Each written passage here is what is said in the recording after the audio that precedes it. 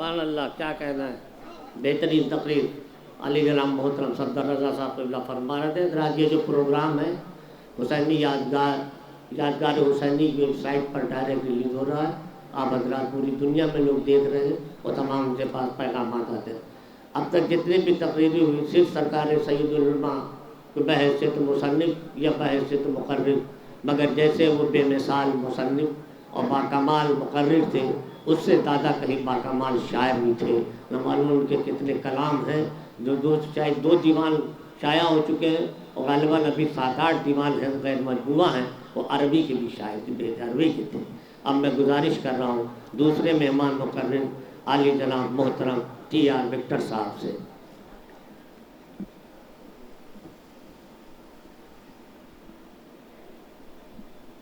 अस्सलाम वालेकुम। मेरे मोहतरम बुज़ुर्ग सदर, जेंटिल्स एंड रेस्पेक्टेड ऑडियंस, ये मेरे लिए बहुत फ़ख्र की बात है और साथ साथ शुक्र की बात है कि इस मौके से मुझे याद किया गया। सही मानों में मैं जिसके काबिल नहीं हूँ। जज बनना बहुत आसान है और अपने ज़मीर का जज बनना बहुत मुश्किल है। अंतरात्मा की जो आवाज़ होती है वही सुन सकता है जिसके अंदर आत्मा होती है। मैं इस काबिल ही नहीं हूँ कि मैं आप लोगों के सामने अपनी छोटी सी ज़बान खोलूँ, लेकिन ये उस रूह का कमाल है जिसने आवाज़ दे के मुझे यहाँ बुलाया है। मुंतज़िम मैनेजमेंट का शुक्रगुज़ार, बिलखुसूस अपने अज़ीज़ हैदर साहब जो शायद मुझे सुन रहे हैं, उनका शुक्रगुज़ार हूँ कि उन्होंने याद किया। देखिए, बात लंबी चौड़ी करने से उसका वज़न कम हो जाता है और मकसद फना हो जाता है। दिन में भी मैंने सुना, सब ने कहा और इंशाल्लाह आगे भी सुनूंगा। एक बात मेरे जहन को बहुत कचोटती है, हमेशा सोचता हूँ जिस पर कि किसी भी शख्स में एक सलाहियत होती है तो वो बाकमाल हो जाता है। 2 सलाहियत हुई और कमाल हुआ। सलाहियत जैसे जैसे बढ़ती है कमाल में इजाफा हो जाता है और आखिर में वो आदमी इक़बालमंद कहलाता है। लेकिन एक सबसे बड़ी खूबी होती है कि हर सलाहियत एक दूसरे के साथ चलती है। मगर हमारे बिलावेड, हमारे रिस्पेक्टेड सैयद उलमा नक़न साहब, मेरी समझ में आज तक नहीं आया कि मैं इनकी सलाहियत को किस सब्जेक्ट में रखूं, इनकी किस टॉपिक के तहत इनको नाम दूं। हमारे सामने प्रोफेसर्स भी बैठे हैं। दुनिया में यही हुआ है कि कोई भी प्रोफेसर किसी एक सब्जेक्ट का प्रोफेसर होता है। स्कॉलर होता है। कोई ज़रूरी नहीं है कि एक बहुत बड़ा स्कॉलर एक बहुत बड़ा पोएट बन जाए, शायर हो जाए। कोई ज़रूरी नहीं है कोई एक अच्छा शायर, एक अच्छा फ़िलासफ़र बन जाए। और बिल्कुल ये ज़िद की बात है। मैं पेशे से वकील हूँ और मैं अच्छी तरह वाकिफ़ हूँ कि जो लॉ के व्याख्याता होते हैं, लॉ के जो माहिर होते हैं, वो कलमी सलाहियत के अगर धनी होते हैं तो एडवोकेसी में बहुत पीछे होते हैं। जो बहुत अच्छा लिखते हैं, लॉ को ज़बान देते हैं, वो वकालत में ज़बान खोलने में हिचकिचाते हैं। सिर्फ़ और सिर्फ अल्लाह की कुदरत का एक नाम है रेनबो, जो 7 रंग लेके आसमान में चमकता है। मेरी समझ में नहीं आता है कि वो रेनबो भी हमारे सरकार मिल्लत, हमारे सैयद उलमा से बहुत पीछे है, क्योंकि उसके जो रंग है, कलर्स, वो देखे और गिने जाते हैं, मगर हमारे सरकार के रंग आज तक गिने नहीं गए। कोई मुझे बता दे कि उनकी सलाहियत के रंग कितने हैं, कितने थे और कितना वो बयान कर सकते हैं। ये तो चंद बातें हैं जो हम तक पहुँचे हैं। अभी न जाने कितनी ऐसी इनकी सलाहियतें हैं जो न इन आँखों ने देखा, न कानों ने सुना, न आत्मा ने जाना। ये कब होगा? इसलिए कि समुंदर के किनारे बैठ के उसकी गहराई का अंदाज लगाना नामुमकिन है। एक सलवात भेजिए मोहम्मद आले मोहम्मद। देखिए, मैंने सलवात भेज के अपने अकीदे का इजहार किया है। मैं ये अर्ज़ कर रहा था कि he was not only a great philosopher, not only a thinker, not only a magnificent orator, a beloved poet, rather he is a perfect human being, एक अच्छा और सच्चा इंसान जिसका नाम नकन है। और एक बात और भी मैं कह दूं, आप उनके साहबजादे हैं, हम तो खादिमों के खादिम हैं, लेकिन एक बात कह दें कि आज हम यहाँ जमा जो हुए हैं ये ज़बान की जमा खर्ची नहीं है, बल्कि हम दो बात कहना चाहते हैं। पहली बात तो ये, the person can dead but the personality can not be dead. शख्स मर जाते हैं, शख्सियत कभी नहीं मरती। Rather that alive till the universe alive, जब तक ज़माना रहेगा जब तक वो जिंदा रहेगा। ठीक है, दिन में मैंने सुना लोगों ने कहा कि देर ही से सही हम उनकी अक़ीदत उनको पेश कर रहे हैं। हुजूर, मैं अपनी बारे में अपनी बात जानता हूँ, दूसरों की नहीं। मेरे पास एक तो मैं बिहार का रहने वाला हूँ, बिहार में कुछ ना याद हो तो लालू तो आपको याद ही होगा। तो इतनी बात मैं बता दूँ, न मेरे लहजे में लताफत है, न जुमले में ये सलाहियत है, न वो अल्फाज की जादूगरी है जो आप तक पहुँचाऊँ। लेकिन हुजूर, खुलूस के लिए ज़बान की ज़रूरत नहीं होती है, आत्मा की आवाज़ के लिए किसी एसेंट को नहीं चाहिए, बल्कि सिर्फ वो चाहिए जो उनकी खूबियों को बयान कर सके। लखनऊ की सरजमीन पर 1905 में आपकी आमद हुई। इब्तदाई एलिमेंट्री तालीम अपने मरहूम पेदर बुजुर्गवार के under the sweet shadow of his father उन्होंने तालीम पाई। उसके बाद मुझे ये मालूम हुआ कि आप नाज़मिया और सुल्तानुल मदारिस में आपने तालीम हासिल की। लोग कहते हैं, मुराद साहब एक जुमला आपकी नज़र करूँगा, कि लोग कहते हैं कि आप नजफ़ अशरफ पढ़ने के लिए गए, लेकिन मैं कहता हूँ कि मेरे मौला ने बुलाया कि नक्कन साहब आइए और यहाँ आप तालीम हासिल कीजिए। इसका नमूना ये है, इसका नतीजा ये है, एग्ज़ाम्पल ये है कि वहाँ नजफ़ अशरफ जाने के बाद आप नजफ़ से इस तरह से निकले कि जैसे इल्म के ओशन से कोई चमकता हुआ मोती निकलता है। He was a great pearl who delighted the entire world with his इल्म फ़िक़्ह व अदब, सारी दुनिया को रोशन कर दिया। और आपने बहुत सारी बातें सुनी। मैं जब पाकिस्तान गया अशा पढ़ने, मौलाना आपके यहाँ 10 साल मैंने अशा पढ़ा है यूरोप जाने से पहले, तो मुझे हिंदी में एक किताब मिली साहब, आप यकीन कीजिए कहाँ पाकिस्तान और कहाँ हिंदी, और वो भी इलाका पंजाब का, रावलपिंडी में। और वो किताब बिल्कुल छोटी थी और किसी बेगम श्रीमती राना नकवी साहब ने उसको तहरीर फरमाया था। आई डोंट नो, मैं उनके बारे में ज़्यादा नहीं जानता, लेकिन उन्होंने श्रीमती उस पर जो लिखा था, राना नकवी साहिबा, और वो किताब किस पर लिखी थी? मुस्लिम पर्सनल लॉ पर। जब हमारे यहाँ बहुत सारी बातें मुस्लिम पर्सनल लॉ बोर्ड पर हो रही है, ये उस ज़माने की किताब थी जब हम कहीं अपने इस मुल्क में ये नाम नहीं सुन रहे थे, और वो उस ज़माने में छपी थी। और उसमें एक जुमला है जो आज तक हमारे नोएडा से आए हुए हमारे दोस्त वकील साहब ये कहेंगे कि उसमें ये लिखा था, पहला जुमला जो हिंदी का ट्रांसलेशन था उसमें ये लिखा था, अपरिवर्तनीय लॉ जो है वो मुस्लिम पर्सनल लॉ है, यानी अनचेंजेबल, उसमें कोई बदलाव नहीं हो सकता, वो कभी बदल नहीं सकता। और ये मौलाना की तहरीर थी पर्सनल लॉ के बारे में। अब हुजूर सोचिए, इस बात को 30 साल हो गए, 30 साल पहले उन्होंने लिख दिया, सब कुछ बदल गया लेकिन नहीं बदला। इसलिए बदला वो जाता है जो कहीं दूसरे से हासिल करता है, जो खुद अपने आप में एक मजबूत असल है, वो ज़माने को बदल देता है, खुद अपने नहीं बदलता। और यही वो बात थी।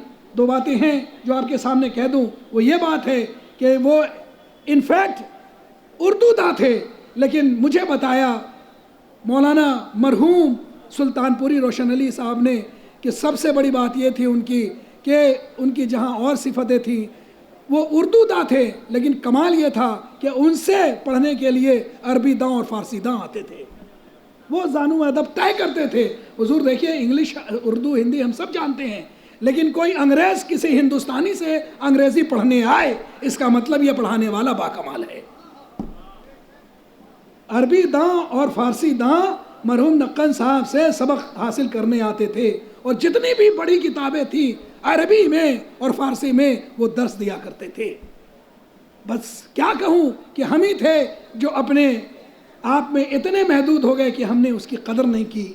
लेकिन आज इतने दिन के बाद तो महसूस हो रहा है कि ज़माना देर ही से सही, लेकिन उनकी सलाहियत को पहचान तो रहा है। मुझे अफसोस नहीं होता हुजूर, इसलिए कि किसी इल्म को वही पहचानेगा जो खुद साहिब इल्म हो। मौला फरमाते हैं کہ کسی کی افضلیت کو پہچاننے کے لیے انسان کا خود باافضل ہونا ضروری ہے. یہ میرے مولا کا قول ہے. 2 باتیں حضور، 2 چھوٹا واقعہ اور اس کے بعد اپنی بات ختم. میری نظر گھڑی پر بھی ہے اور گھڑی کا بھی کمال ہے کہ بس جہاں رکنا چاہیے وہاں چلتی ہے اور جہاں چلنا چاہیے وہاں رک جاتی ہے. 2 باتیں آپ کے سامنے عرض کر رہا ہوں. وہ کہانی جو آپ کے گھر سے ہے، مفتی جعفر صاحب جن کو کہا جاتا ہے ماڈرن آرکیٹیکٹ آف نہج البلاغہ، جنہوں نے نہج البلاغہ کے مقدمے لکھے ہیں. تو مفتی جعفر صاحب جب آپ نے مقدمے کی شرح لکھنی شروع کیے، when they wanted to start، لکھا بھی نہیں تھا، جب انہوں نے نہج البلاغہ کے آرکیٹیکچر بن کے شروع کیا تو آپ علی گڑھ تشریف لائے اور مجھے بتایا گیا کہ روز صبح کی نماز کے بعد آپ مرحوم سید علماء کے پاس آتے تھے، زانو ادب طے کرتے تھے اور ان سے ٹپس اینڈ ڈکٹیشن لیتے تھے. آپ بہتر جانتے ہیں، that is the very practical to you, کہ صبح آ کے نماز کے بعد ان سے نہج البلاغہ کا مقدمہ لکھنے کے لیے ٹپس اور ڈکٹیشن لکھتے تھے. حضور جنہوں نے ٹپس اور ڈکٹیشن دیا جس کو، وہ اتنا بڑا ہوا کہ ورلڈ کو، انٹائر ورلڈ کو، not only Shia but entire intellectual world کو اس نے نہج البلاغہ کے 3 والیوم دیے. دیٹ از مقدمہ نہج البلاغہ ان 3 والیومس. ایک تو یہ کہانی ہے، اور دوسری یہ جو ہمارے صدر صاحب نے کہا، شاید اس سے ملتی جلتی یہ بات ہو کہ جب آپ زیارت کے سلسلے میں ہمارے سرکار ایران تشریف لے گئے، قم گئے، تہران گئے، مشہد گئے، تو اس وقت جو ہمارے مرجع تھے سید شہاب الدین مرشی نجفی آپ تھے. ایٹ دیٹ ٹائم کچھ پولیٹیکل ریزن ایسا تھا کہ ان کو گھر سے باہر جانے کی اجازت نہیں تھی، مگر وہ آقا سے ملنے کے لیے بہت زیادہ ایگر تھے. تو انہوں نے اپنے اس خواہش کو، اپنے ڈیزائر کو سید علماء تک پہنچایا کسی کے ذریعے. جب آپ کو معلوم ہوا تو ایون اتنا ٹائٹ شیڈول تھا سید علماء کا، لیکن ہمارے مولانا جن کے بارے میں کہا کہ بہت ہی اچھے انسان تھے، نائس ہیومن بینگ، جب ان کو یہ معلوم ہوا تو آپ تشریف لائے، خود ان کے گھر گئے. جو اصل بات میں کہنے جا رہا ہوں، جب آپ وہاں پہنچے تو خود آغا مرشی جو تھے مرجع، وہ اپنے مسند و تخت کو چھوڑ کے آئے اور ان کے سامنے، جس کو کہا جائے کہ انہوں نے زانو ادب طے کر کے آپ ان کے سامنے بیٹھے 2 زانو اور آپ ان سے گفتگو کرنے لگے. That was a nice meeting, بہت اچھی انٹلیکچوئلس کی میٹنگ تھی. مگر اتنا ہی نہیں، جب آپ تشریف لے گئے تو آغا مرشی کے کچھ لوگوں نے پوچھا کہ آپ ان کے سامنے اس طرح سے اپنا تخت چھوڑ کے سامنے 2 زانو کیوں بیٹھے؟ تو آپ نے کہا تم نہیں جانتے ہو یہ کس صلاحیت کا شخص ہے، یہ میرے لیے شیخ رویت ہے، اسی لیے میں نے اس کے سامنے زانو ادب طے کیا. مجھے نہیں معلوم، I don't know the difference. ان سے پوچھا جائے کہ چاند اچھا ہے یا چاندنی اچھی ہے، سورج ہے یا سورج کی روشنی اچھی ہے، میں یہ نہیں کہہ سکتا. لیکن میں اتنا کہتا ہوں کہ آج یہ میرے لیے بھی بہت فخر اور شکر کی بات ہے کہ میں نے 2 جملے ان کے شان میں ان کے لیے آپ کے سامنے عرض کیا. اور یہ بدقسمتی ہے ہمارے بزرگوں کی کہ ان کو جو دینا چاہیے تھا وہ آنر ہم نہیں دے سکے. اس کے لیے ہم اپنے بزرگوں کی طرف سے معافی مانگتے ہیں. میرے لیٹ فادر سید امام رضا رضوی اکثر کہا کرتے تھے کہ نقن صاحب was himself an encyclopedia which is a topic of research for incoming generation. آنے والے نسلوں کے لیے نقن صاحب ایک انسائکلوپیڈیا ہیں جس پر ساری نسل ریسرچ کرتی رہے گی تو کم ہے. بس انہی لفظوں کے ساتھ، شکریہ کے ساتھ تمام آڈینس کا، اور اس کے بعد شاید اپنے دل کی فیلنگز کو ایک شعر میں کہنا چاہتا ہوں. 1000 سال نرگس اپنی بے نوری پہ روتی ہے، بڑی مشکل سے ہوتا ہے چمن میں دید ابر پیدا. Salute to everyone. حضرات نہایت ہی پرزور انداز میں ہمارے جناب وکٹر صاحب اپنے خیالات کا اظہار کر رہے تھے. جیسا کہ وقت ہم نے کہا کہ بہت کم ہے اور 2 مقرر ہیں، لہذا ایک شعر میں سرکار کی نظر کر رہا ہوں کہ وہ ایک ایسا شعر رہا کارزار میں، وہ ایک ایسا شعر رہا کارزار میں جو گونجتا تھا علم و ادب کی کچھار میں. آئیے اس کے بعد میں مہدبانہ گزارش کر رہا ہوں عالی جناب مولانا سید مراد رضا صاحب قبلہ سے، اور اس کے بعد ہمارے مہمان آخری مقرر جو پاکستان تشریف لائے وہ کریں گے، اور اس کے بعد 2 شاعر رہ گئے ہیں، جناب راقم کلکتوی صاحب اور جناب احمد سجاد لکھنوی صاحب.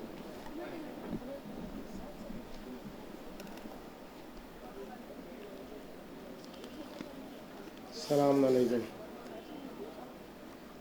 اعوذ باللہ من الشیطان الرجیم. بسم اللہ الرحمن الرحیم.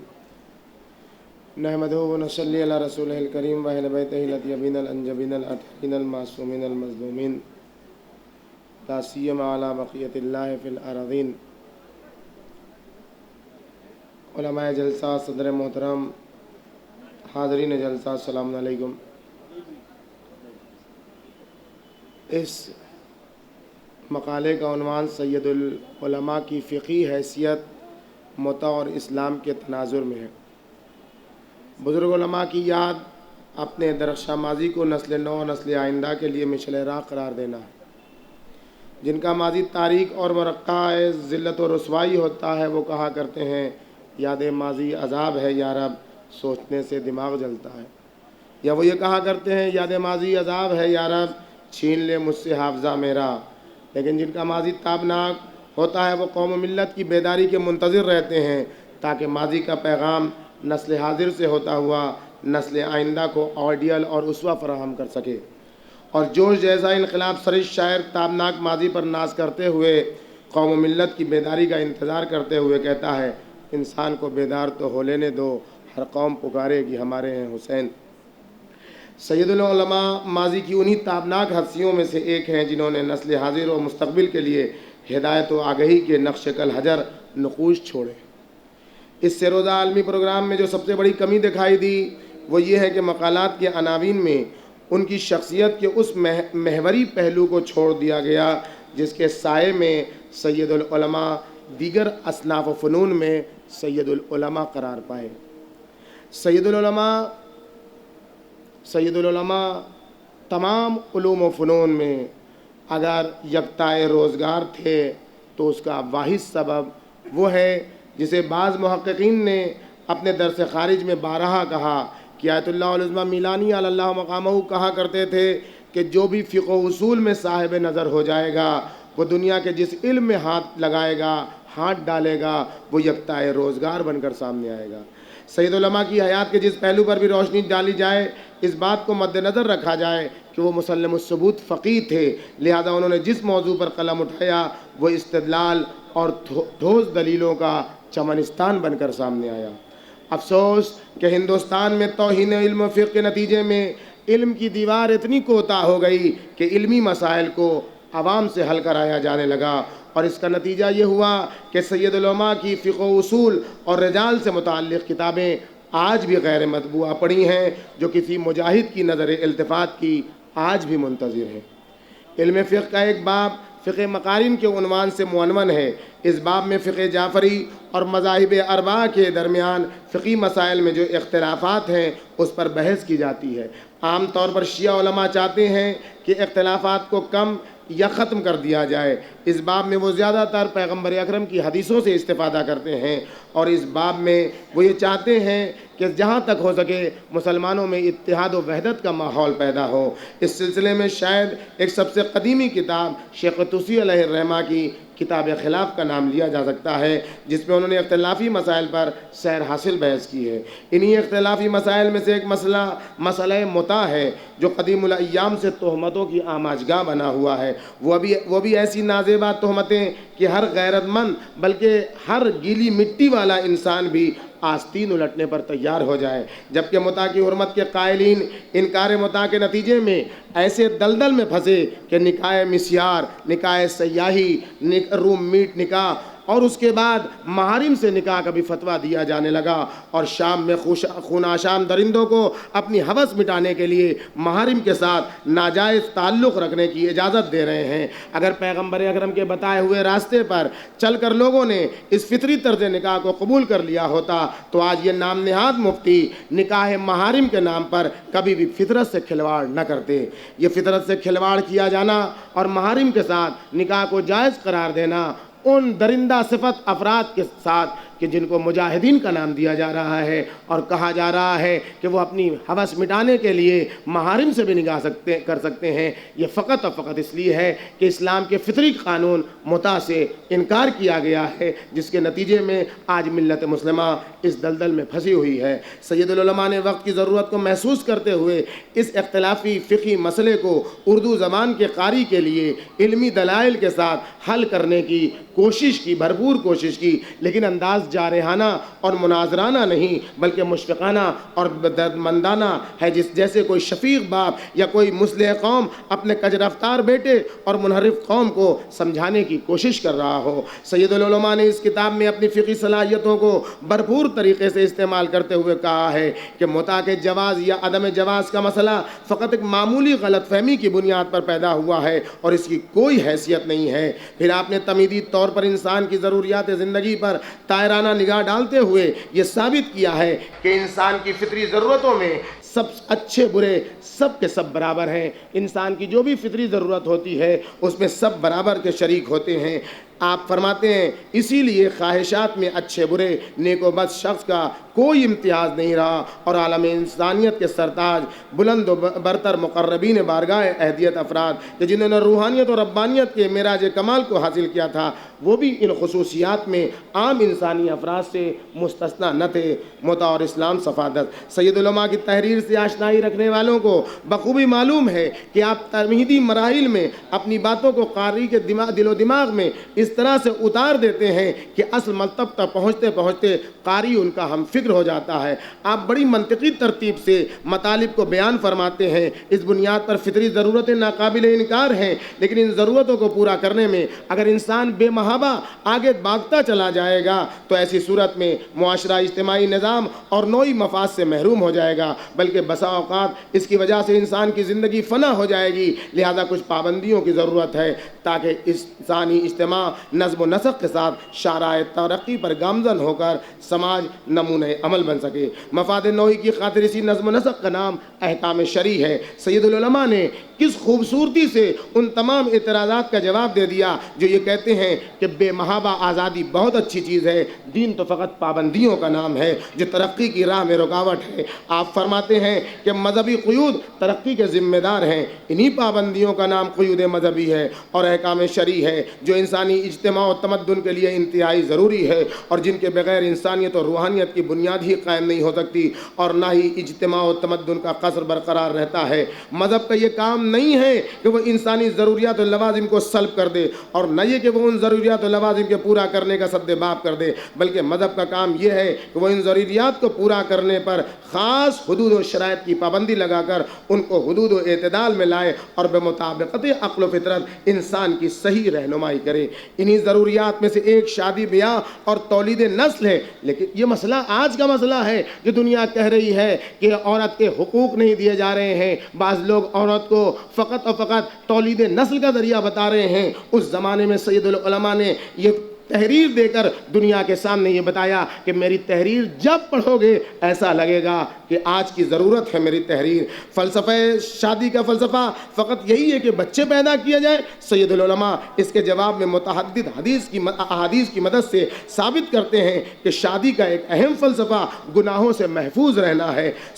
آپ فرماتے ہیں سنن ابن ماجہ مطبوعہ مصر جلد 1 صفحہ 291 میں اسی مضمون کی حدیث موجود ہے۔ اس میں فراہمی نسل کے علاوہ فلسفہ اجواز پر پوری روشنی ڈالی گئی ہے اور معلوم ہوتا ہے کہ اس کا بہت بڑا مقصد یہ ہے کہ طریق حلال مہیا ہونے کے بعد انسان ناجائز امور کے ارتکاب سے محفوظ ہو اور عام عورتوں کی طرف دیکھنے اور ان کی طرف متوجہ ہونے سے محفوظ رہ سکے۔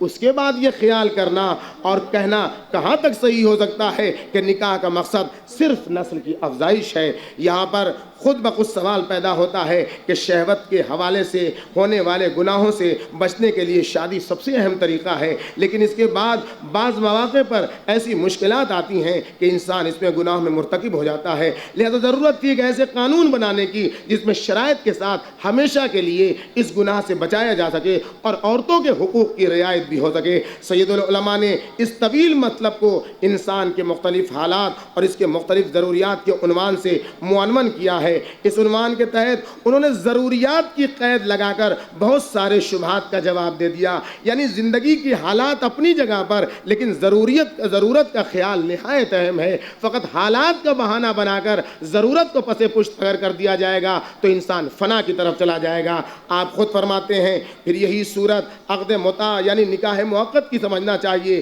کہ اس کی تشریح بلحاظ انہی ضروریات کی ہے جن کا تذکرہ ہوا، لیکن اس کا جواز شرعی ان حالات و ضروریات کے ساتھ مخصوص نہیں. بے شک عقل کا تقاضا ضرور ہے کہ اس جواز شرعی سے اس وقت فائدہ اٹھایا جائے جب اس کی ضرورت ہو، اور بلا ضرورت ایسا نہ کیا جائے، ورنہ ممکن ہے کہ قدم دائرہ اعتدال سے خارج ہو جائے اور مضرت و نقصان کا پیش خیمہ ہو. علم فقہ استدلال کا وہ طریقہ ہے کہ جہاں سب سے پہلے موضوع کی بحث کی جاتی ہے، پھر مفہوم شناسی کی جاتی ہے، پھر اس میں لغت کی گفتگو ہوتی ہے، پھر اس میں اصطلاحی گفتگو ہوتی ہے.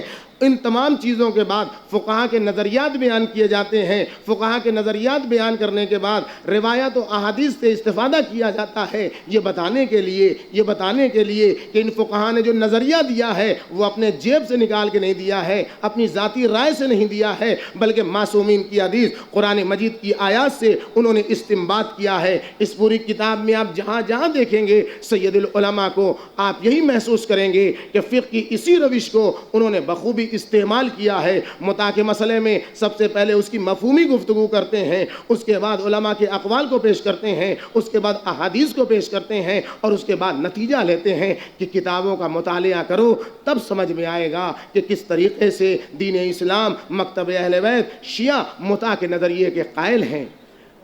اعتراضات کے جواب دینے کا دو طریقہ ہے. اعتراضات کے جواب دینے کا دو طریقہ ہے. ایک طریقہ یہ ہے کہ اعتراض لکھا جاتا ہے اور اس کے بعد 1 2 3 کر کے اس کا جواب دیا جاتا ہے. لیکن اس روش اعتراض و جواب اعتراض میں یہ مشکل پیدا ہوتی ہے کہ اگر قاری کے ذہن میں اعتراض اتر گیا تو پھر آپ کتنا ہی اس کا جواب دیتے رہیے وہ سننے کے لیے تیار نہیں ہوتا ہے. دوسری مشکل جو اس میں سمجھ میں آتی ہے، اعتراض اگر پہلے لکھ دیا جاتا ہے تو قاری کے ذہن میں یہ بات سمجھ میں آتی ہے کہ اعتراض کرنے والا بڑا پڑھا لکھا ہے جس نے مطلب کو سمجھ لیا ہے اور اب وہ اعتراض کر رہا ہے. اس لیے قاری کے ذہن میں معترض کی شخصیت اہم ہو جاتی ہے، عظمت کی حامل ہو جاتی ہے. لہذا فقہا نے اس کے لیے ایک دوسری روش اختیار کی، ایک دفع دخل اور ایک دفع دخل مقدر. دفع دخل مقدر میں فقہا نے یہ کام کیا کہ اگر کسی میں کے ذہن میں کوئی شبہ اٹھتا ہے تو گفتگو اور عبارت ایسی رکھی جائے کہ اس طریقے سے مطلب کو واضح کیا جائے کہ جتنے شکوک و شبہات آتے ہیں عبارت پڑھ کے مسئلہ خود بخود اس کے لیے حل ہو جائے. لیکن دفع دخل میں یہ کیا جاتا ہے کہ جو شبہ اور غلط فہمی ہوتی ہے اس کو اس طریقے سے پیش کیا جاتا ہے کہ پہلے اصل مطلب کو پیش کیا جاتا ہے، تاریخچہ مطلب کو پیش کیا جاتا ہے، مطلب کی حقیقت کو پیش کیا جاتا ہے، پھر اعتراض کرنے والے کے اعتراض کو بیان کیا جاتا ہے تاکہ پتہ چل سکے کہ اس کا مبلغ علمی کتنا ہے، اس نے کتنا کتابوں کا مطالعہ کیا ہے، اس نے اصل مطلب کو دیکھا ہی نہیں اور اعتراض کیا ہے. سید العلماء نے متع میں عدت کے مسئلے کے سلسلے میں یہی روش اختیار کی اس کتاب میں کہ سب سے پہلے حدیثوں کا ایک انبار، ایک عظیم روش انہوں نے جو اختیار کی اس کتاب میں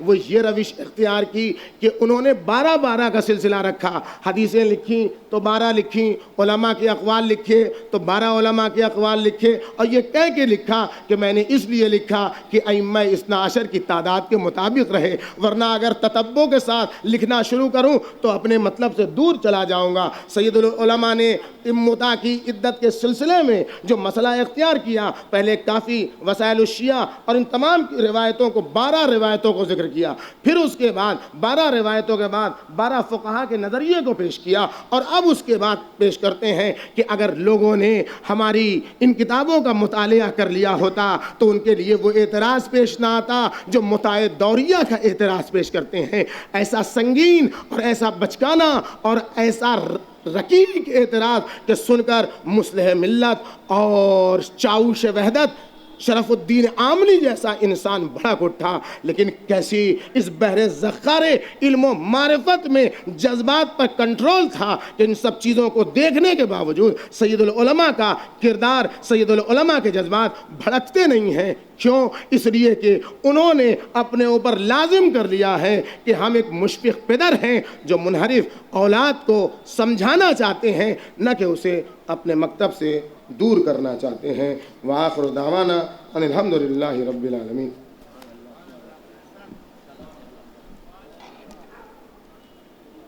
جناب مراد رضا صاحب ترین مقالہ پیش کر رہے تھے، اور بس آخری مقرر مہمان ہمارے جو پاکستان سے تشریف لائے ہیں علی جاں حجت الاسلام مولانا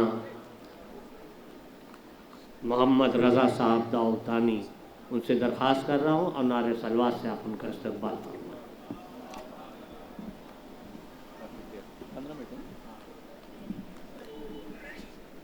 اعوذ باللہ من الشیطان الرجیم، بسم اللہ الرحمن الرحیم، الحمدللہ رب العالمین، والصلاة والسلام علی اشرف الانبیاء والمرسلین واہل بیتہ الطیبین الطاہرین، اما بعد۔ برادران عزیز و خاران محترم، 15 منٹ ہمیں دیے گئے ہیں۔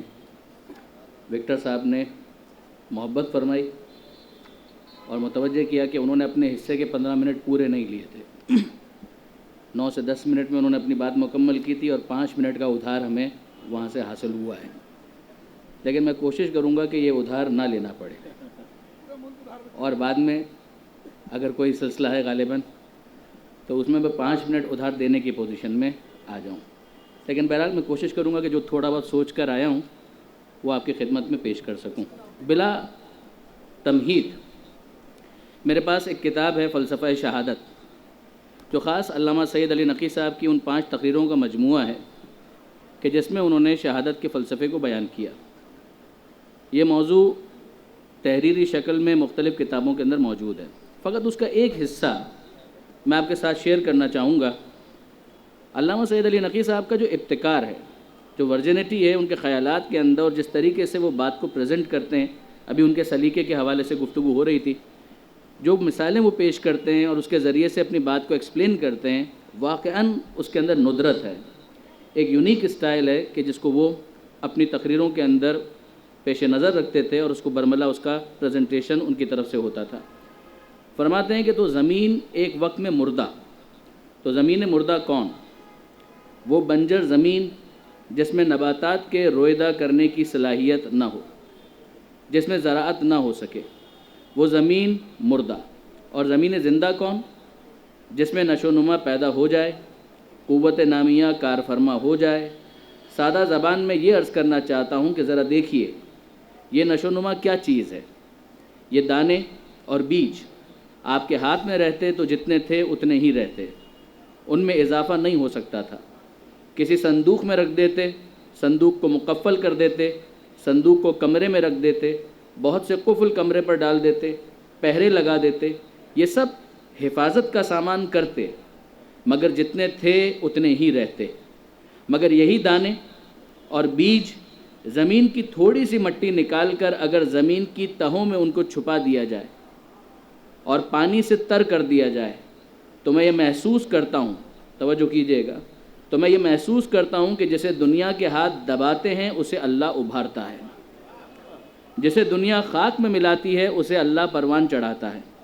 تھوڑے ہی دن میں وہ بیج کونپلوں کی شکل میں زمین سے برآمد ہوتا ہے۔ غور فرمائیے، یہ نرم ملائم کونپلیں اور زمین کا سخت جگر، ایسی ملائم کونپل جو قطرہ شبنم کا بار برداشت نہ کر سکے، جو ہوا کی ذرا سی جنبش سے متاثر ہو جائے، اتنی سخت زمین میں اس نے شگاف ڈال دیا۔ تو یہ زبان بے زبانی میں جواب دے گی، اگر میرے سامع فہم میں طاقت ہو تو میں سنوں کہ وہ یہ کہے گی کہ یہ میری ذاتی طاقت نہیں ہے، یہ کسی اور طرف کی طاقت ہے جس سے میں نے یہ شگاف ڈال دیا۔ میں کہتا ہوں، جو علامہ کا ایک خاص انداز تھا، میں کہتا ہوں کہ اگر ایک کونپل میں اللہ کی طاقت کار فرما ہو جائے تو وہ پتھر میں شگاف ڈال دے، تو اگر کسی کامل و اکمل و مکمل انسان کی انگلیوں میں اس کی طاقت کار فرما ہو جائے اور وہ لوہے کے در میں در آئیں تو حیرت کی کیا بات ہے۔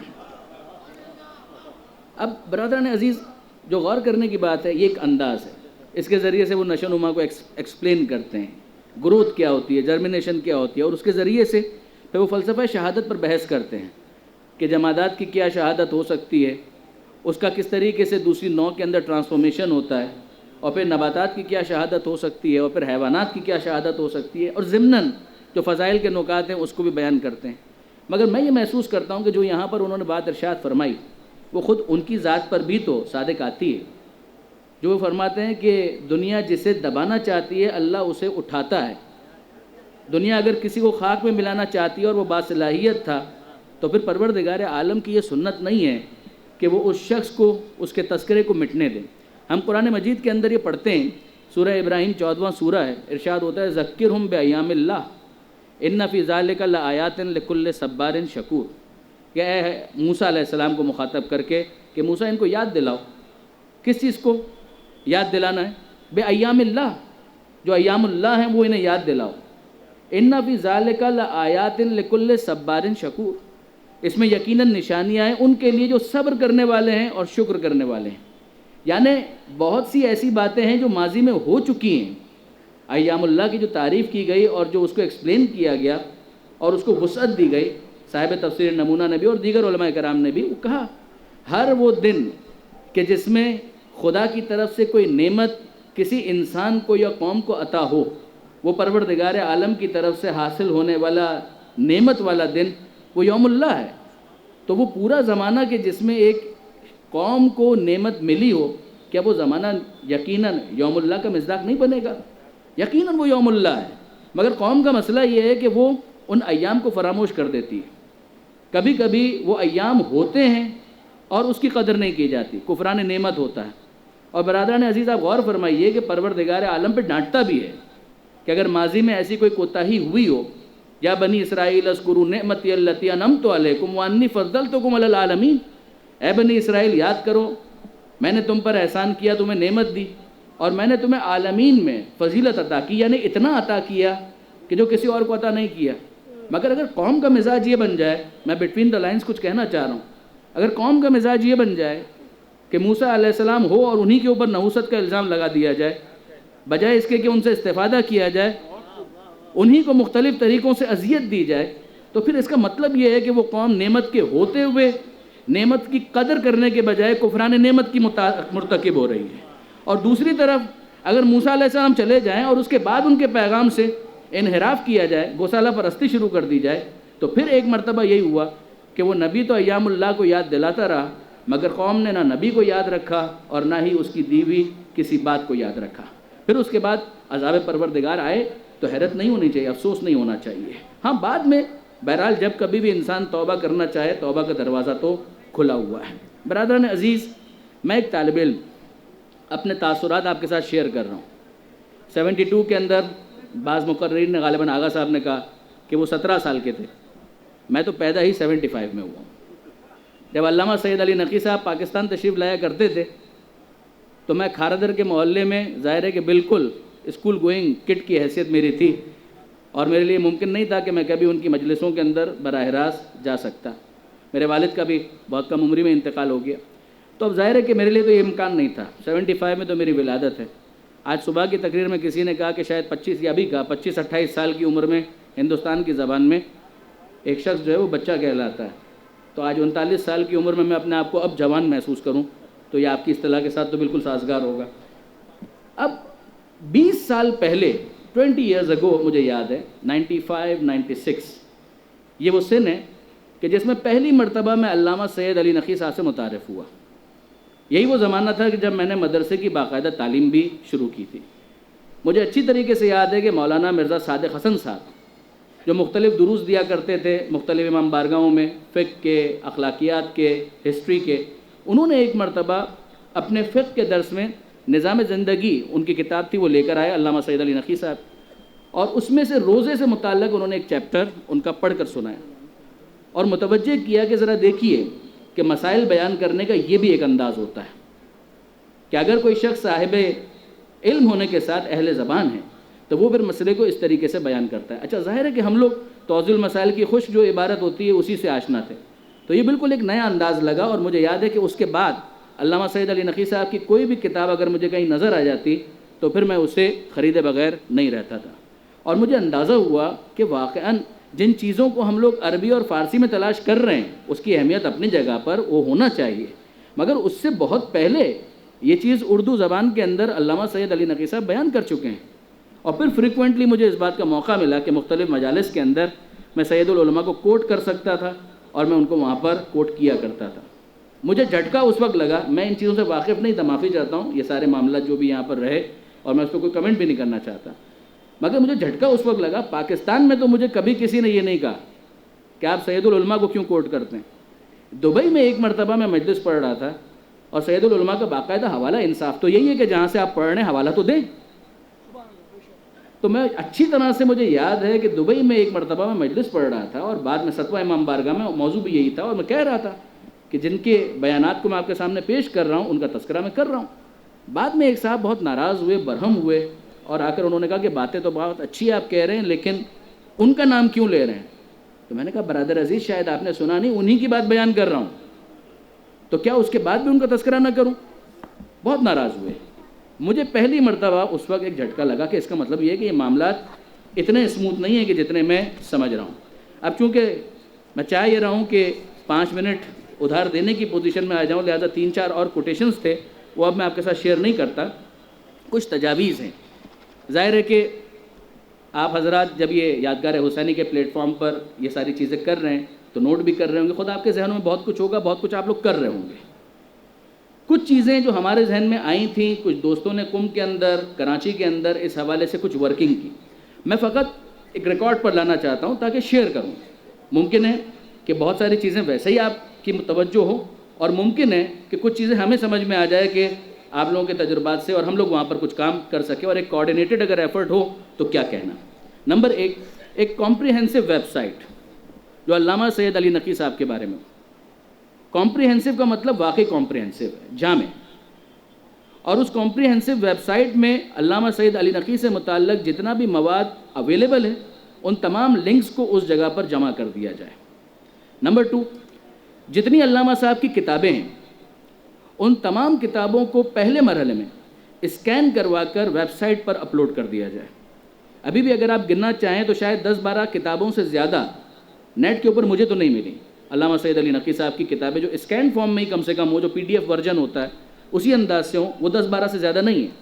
اتنی کتابیں ہیں، اگر ان کتابوں کو ہم شائع کرنے کی بات کریں وہ اگلا مرحلہ ہو سکتا ہے، مگر پہلے مرحلے میں لوگ پڑھنا چاہتے ہیں، لوگ واقعاً استفادہ کرنا چاہتے ہیں، کم سے کم پاکستان کی حد تک تو میں اچھی طرح سے کہہ سکتا ہوں کہ یہ معاملہ ہے، تو اس کو اگر اپلوڈ کر دیا جائے تو بہت ساری کتابیں ایسی ہیں جو مارکیٹ میں اویلیبل نہیں ہیں، تو ایٹ لیسٹ یہ ورژن حاصل ہو جائے، کوئی پرنٹ آؤٹ لینا چاہے تو پرنٹ آؤٹ لے لے، فائل اپنی بنانا چاہے تو فائل بنا لے، کوئی بھی سلسلہ ایسا ہو۔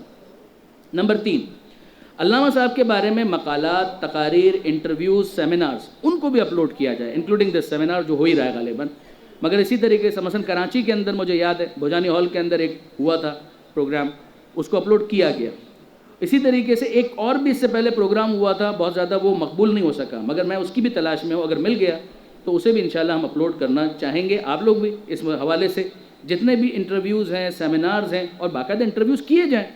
بہت سے ایسے افراد جو علامہ صاحب کے زمانے میں، جنہوں نے علامہ صاحب کا زمانہ دیکھا ہے، مثلا ابھی آغا صاحب ہیں، ایک وکٹر صاحب ہیں، دوسرے وہ افراد ہیں، ظاہر ہے کہ خدا سب کو لمبی زندگی دے مگر وقت تو کبھی ٹھہرتا نہیں ہے، وہ افراد ہو سکتا ہے کہ ایک ایک کر کے اس دنیا سے رخصت ہو جائیں اور وہ یادیں اور وہ باتیں محفوظ نہ ہو سکیں، وہ انٹرویوز کر کے ان کو ریکارڈ کر کے اپلوڈ کیا جائے۔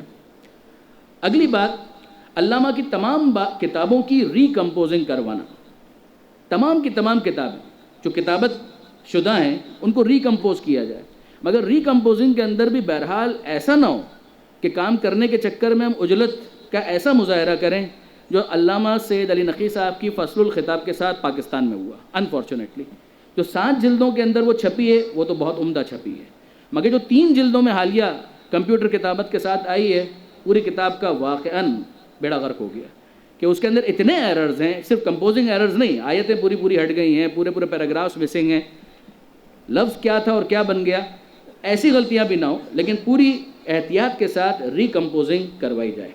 اگلی چیز ویلیو ایڈیشن، کہ جو کمپوزنگ ہو پہلے مرحلے میں پوری کمپوز ہو جائے، لیکن اگلے مرحلے میں اگر ویلیو ایڈیشن ہو سکے، ویلیو ایڈیشن سے میری مراد یہ ہے کہ جہاں جہاں سید العلماء نے کوئی حوالہ دیا ہے لیکن وہ ریفرنس وہاں پر موجود نہیں، کوئی حدیث موجود ہے حوالہ وہاں پر موجود نہیں ہے، تو کتاب اصل کتاب کے ساتھ اس کی تطبیق کر کے ان حوالوں کو کتاب کے اندر شامل کیا جائے۔ یہ کام آج کے زمانے میں اس لیے بہت آسان ہے کہ سافٹ ویئرز آ چکے ہیں، بڑی آسانی کے ساتھ اصل حوالوں کو ڈھونڈ کر ایڈ کیا جا سکتا ہے اور کتاب کو اور زیادہ کمپریہنسو بنایا جا سکتا ہے۔ ویلیو ایڈیشن ہی کے اندر ایک اور کام یہ کیا جانا چاہیے، اور جو تھوڑا بہت ہم لوگوں نے بعض کتابوں کے اندر شروع بھی کر دیا، مثلا یہی جو فلسفہ شہادت اس وقت میرے پاس موجود ہے، ہم نے کراچی میں اسی طرز کے اوپر اس پر کوشش کی تھی کہ وہ الفاظ کہ جن کو ہائی لائٹ ہونا چاہیے، یعنی جس طرح سے ایک کانسیپٹ ہے یوزر فرینڈلی کا، ہم کتاب کو ریڈر فرینڈلی بنائیں، کہ اس کتاب کے اندر وہ الفاظ جو ایک اہمیت رکھتے ہیں، جہاں پر نتیجہ بیان کیا جا رہا ہے، اس نتیجے کو بولڈ کیا جائے، ہائی لائٹ کیا جائے، تاکہ پڑھنے والے کو اس کی طرف فوراً توجہ ہو اور وہ مفہوم کو آسانی کے ساتھ گراسپ کر سکے۔ چھٹی جو تجویز میں دینا چاہوں گا وہ ہے آڈیو بکس کی، کہ سید العلماء کی جو کتابیں ہیں، بہت سارے افراد اگر پڑھنے میں اتنے کمفرٹیبل نہیں ہیں تو بہرحال سننے میں وہ کمفرٹیبل ہیں۔ بعض کتابوں کے اوپر یہ کام ہوا بھی ہے، انٹرنیٹ کے اوپر بھی آپ جائیں گے تو آپ ظاہر ہے کہ بعض کتابوں کو دیکھیں گے کہ جس کے اندر یہ کام ہوا، shiatv.com وغیرہ کے اوپر، مگر اگر تمام کتابوں کے حوالے سے یہ کام کر دیا جائے، اچھی آواز والے افراد انتخاب کیے جائیں اور علامہ سید علی نقی کی کتاب کو وہ پوری طرح سے ریڈ کریں اور آڈیو بک کی شکل اسے دے دی جائے اور ویب کے اوپر اور CDs کی صورت میں اس کو اپلوڈ کر دیا جائے، تو ہمارے بہت سارے چینلز ان کی بھی ہم ضرورتوں کو پورا کر سکتے ہیں۔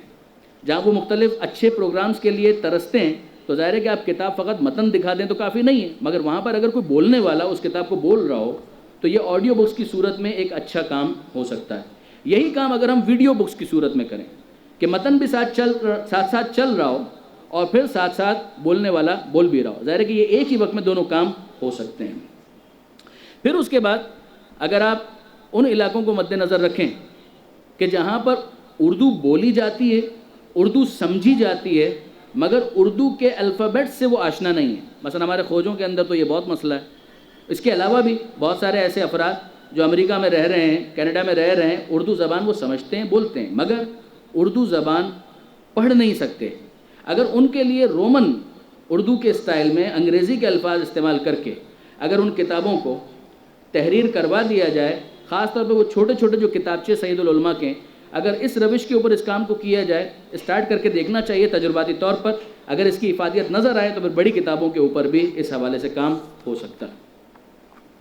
نوی تجویز میں یہ دینا چاہوں گا کہ علامہ صاحب کے مختلف کاموں پر مختلف زاویوں سے PhDs کروانا، جیسے بیان کیا گیا کہ غالباً ورجینیا یونیورسٹی کے اندر یہ کام ہوا یا ہو رہا ہے، اسی طریقے سے پنجاب یونیورسٹی لاہور کے اندر ہو رہا ہے، کراچی یونیورسٹی کے اندر بھی سناپسس بہت سارے سید العلماء کے حوالے سے انڈر کنسیڈریشن ہیں، اور میں بعید سمجھتا ہوں کہ وہ کلک نہ ہو اور وہاں پر ان کو اپروول نہ ملے، اس لیے کہ سید العلماء کا جو قد کاٹ ہے علمی اعتبار سے وہ ہمارے کراچی یونیورسٹی کے وہ افراد کہ جو شیعہ نہیں بھی ہیں مگر وہ قدر کی نظر سے دیکھتے ہیں اور بہت زیادہ اپریشیٹ کرتے ہیں، ایڈمائر کرتے ہیں، دے آر ایڈمائررز، تو بہرحال اس طرف بھی توجہ کرنی چاہیے، افراد کو نامنیٹ کر کے باقاعدہ ان کو وظیفہ دے کر، مگر اس اہم ٹاپک کو مختلف اعتبار سے، اور یہ جو مقالات پڑھے جا رہے ہیں ان کے ذریعے سے اس طرح کے ٹاپکس کو سرچ کرنے میں، ایکسپلور کرنے میں بڑی مدد مل سکتی ہے۔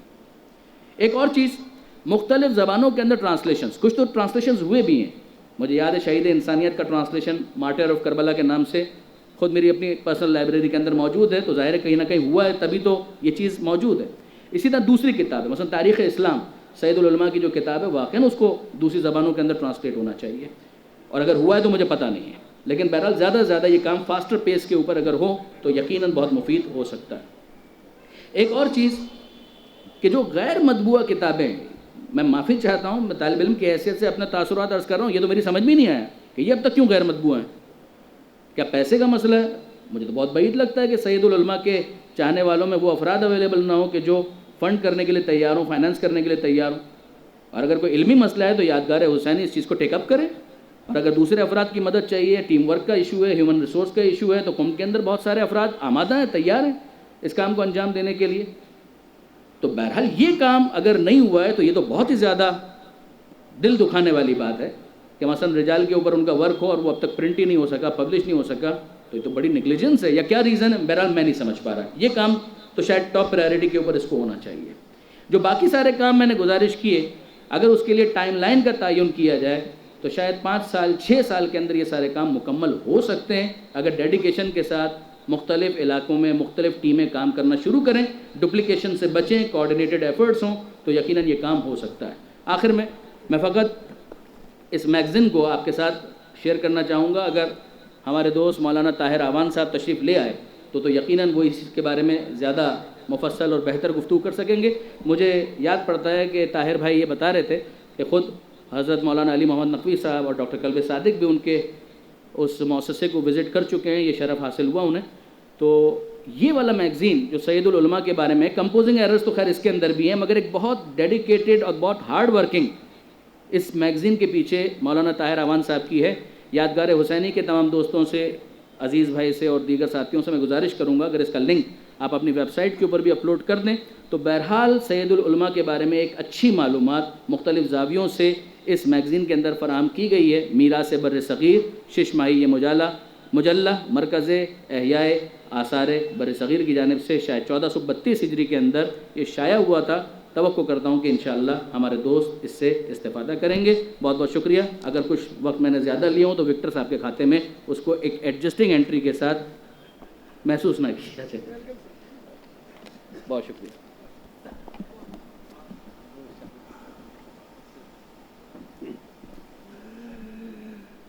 بسم اللہ الرحمن الرحیم. بہت عمدہ تجاویز ابھی آپ کے سامنے آئی ہوں، ان کے اوپر عمل ہونا چاہیے. میں صرف کیونکہ ایک نقطہ تھا اس سلسلے میں چاہتا ہوں کہ عرض کر دوں. کتابت تقریباً تمام ان کے رسائل کی، اردو رسائل کی ہو چکی ہے یہاں، لیکن یہ بہت ضروری کام ہے اس کو جو کمپیوٹرائز تو جہاں بھی ہو پاکستان میں ہو رہی ہوگی یقینی. اسکین کا کام ہو رہا ہے. عربی کے تمام جتنے بھی ان کے تصانیف ہیں وہ اسکین ہو گئے ہیں. اردو کے بھی اسکین ہوئے ہیں، لیکن ابھی ویب سائٹ کا بہت عمدہ تجویز ہے آپ کی کہ ایک ویب سائٹ ہونا چاہیے جس کے اوپر وہ ڈال دیے جائیں سب کتابیں. میں صرف یہ عرض کرنا چاہ رہا تھا کہ سرکار سید علماء نے جو بھی ان کے جتنے بھی تصانیف ہیں اس میں نہیں سمجھتا کوئی ایسی ہے جو شائع نہ ہوئی ہو. اردو کی تمام تصانیف ان کی شائع ہوئی ہیں. میرے کتاب خان میری نظر میں کوئی نہیں ہے جو نہ شائع ہوئی ہو، سوائے شرح احوال شخصی اور 1 2 3 رسالے اس طرح کے ہیں. عربی کا دیوان اور عربی کے 3 4 ضخیم کتابیں ہیں جو میں نے آقا کی خدمت میں آج دی ہیں. ان کا ہم لوگوں کی خواہش یہ ہے کہ وہ نجف میں انشاءاللہ شائع ہوں. وہ ہندوستان میں اگر شائع ہوں گی تو صرف وہ کتاب خانوں کی اور لائبریریز کی زینت بنے گی، لیکن ان کا صحیح وہ ہے یا بیروت میں یا نجف میں انشاءاللہ، اور آقا کے زیر سرپرستی ہو آپ ہی کے اس میں، کیونکہ جو ان کا تعلق ہمیشہ اس خانوادے سے رہا ہے.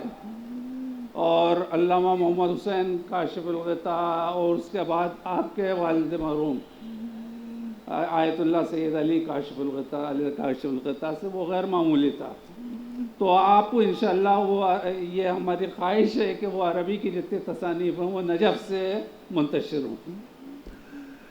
رجال کے سلسلے میں جو آپ نے فرمایا، میں صرف یہ چاہ رہا تھا کہ اس کے سلسلے میں توضیح عرض کر دوں. پوٹینشلی بالقوہ وہ بہت بڑی کتاب ہے، لیکن اس کی صورت اس وقت نوٹس کی ہے. یعنی وہ مختلف ایک صفحے کے اوپر کبھی 3 سطریں لکھی ہوئی ہیں، پھر انہیں نے دوسرے صفحے کے اوپر کسی اور کا ذکر کیا ہے. تو وہ ایسی چیز ہے کہ جس کے اوپر جو را میٹیریل ہے فنشڈ پروڈکٹ نہیں ہے اور اس پر کام ہونا چاہیے.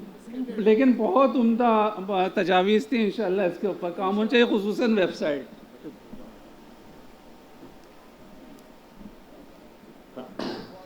محترم احمد سجاد صاحب سے درخواست کر رہا ہوں، اور اس کے بعد پھر مہمان شاید ہمارے راکم کلگتوی صاحب. हज़रात सलामुन अलैकुम। खुदा का शुक्र है कि मुझे किसी का उधार वक्त नहीं मिला। मेरे बिरादर निस्बती अली मोहम्मद साहब ने उसको इस्तेमाल कर लिया। एक नारे सलावत।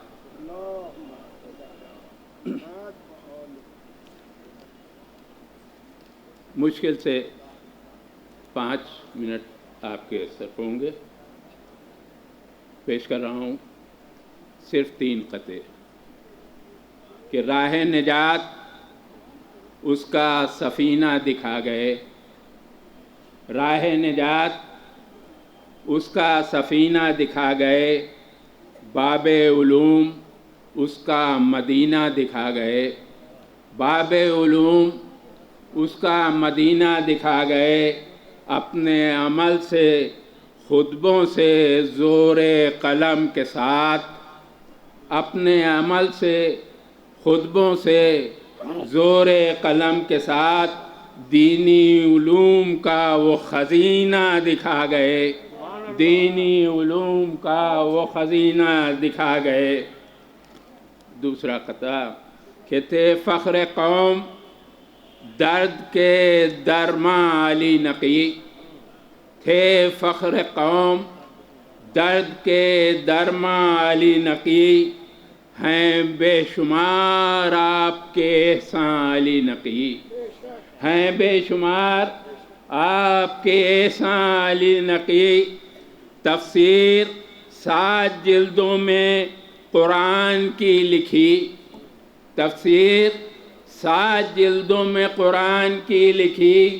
बेमिसल थे मुफस्सिर कुरान अली नकी, बेमिसल थे मुफस्सिर कुरान अली नकी।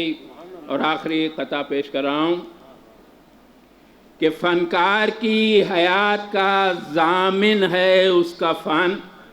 मुलाज़ा हो कि फ़नकार की हयात का ज़ामिन है उसका फ़न। तसनीफ़ ज़िंदा रखती है तसनीफ़ कार को, फ़नकार की हयात का ज़ामिन है उसका फ़न। तसनीफ़ ज़िंदा रखती है तसनीफ़ कार को। सैयद अली नकी की भी दीनी निगारिशात, सैयद अली नकी की भी दीनी निगारिशात ज़िंदा रखेंगी ताबाबद हक़ शियार को, ज़िंदा रखेंगी ताबाबद हक़ शियार को। हज़रात बसा ये रिजवान ज़मीर साहब की स्पीच जो रिसर्च कराने वाले वो अमेरिका से होने जा रही है। यहाँ पे हज़रात स्क्रीन पर देखें।